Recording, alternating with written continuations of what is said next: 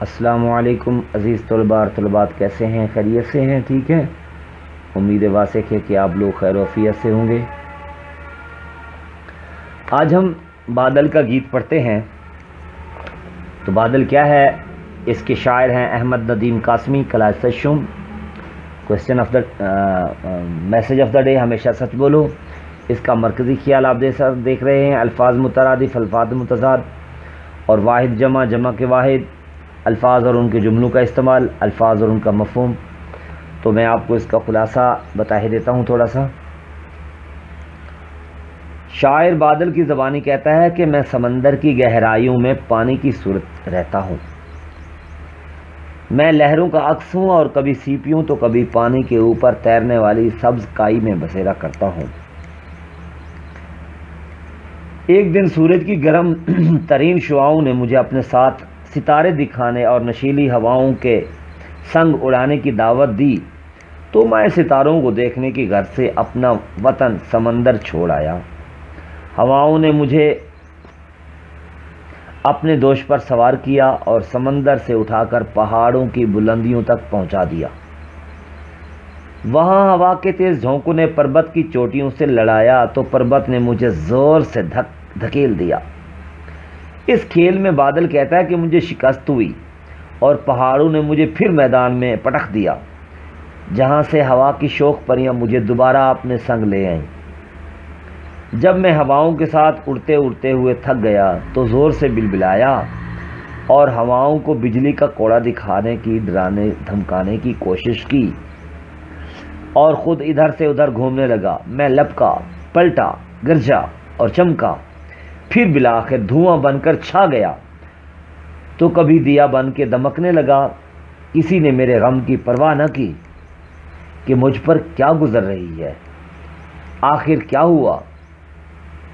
آخر کار میں زمین پر برسنے لگا۔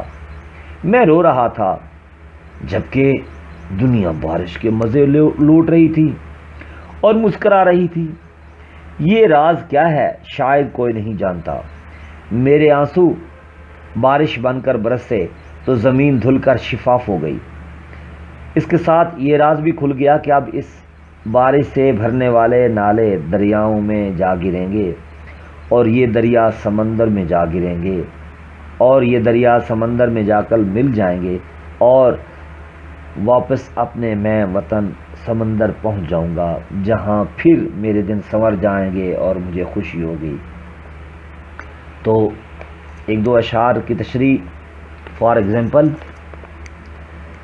میرا گھر سمندر کی گہرائیوں میں رہتا تھا لہروں کی پرچھائیوں میں، کبھی سیپیوں میں کبھی کائیوں میں۔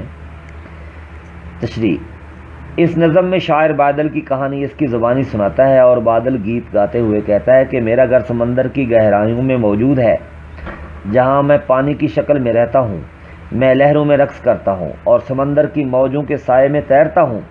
میں کبھی صدف یعنی کہ سیپیوں میں چلا جاتا ہوں تو کبھی سمندر پہ تیرتی سبز کائیوں میں شامل ہو جاتا ہوں۔ تو ایک اور شعر، آخری شعر دیکھتے ہیں۔ یہ سب نالے دریاؤں میں جا گریں گے، یہ دریا سمندر میں جا کر ملیں گے، سمندر سے مل کر میرے دن پھریں گے۔